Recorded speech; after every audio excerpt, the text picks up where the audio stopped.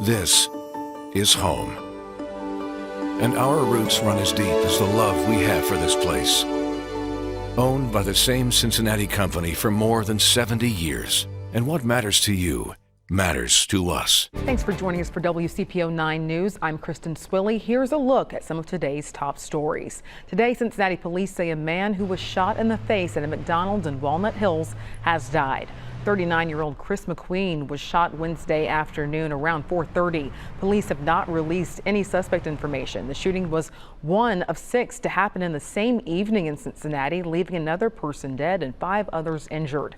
We're learning more about breakthrough cases in Ohio. Since January 1st, more than 19,000 people who are not fully vaccinated have been hospitalized with COVID-19.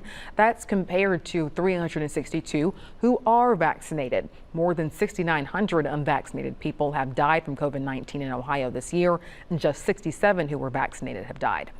Back to school has a new meaning for 10 kids. Today they were adopted and are going home with their families. Hamilton County Judge Ralph Winkler held his back to school adoption day in his courtroom a few hours ago.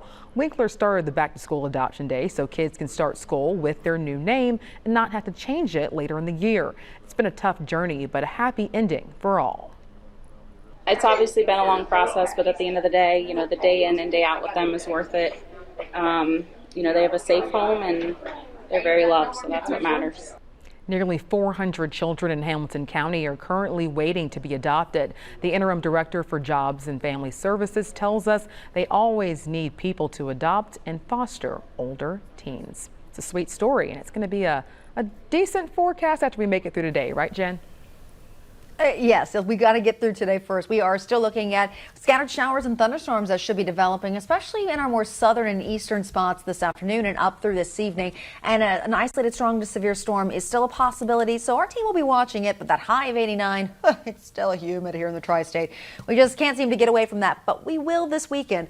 The slight risk for severe weather still continues for the east and south, and that's where we will have that better chance to even get thunderstorms going here in the next couple of hours.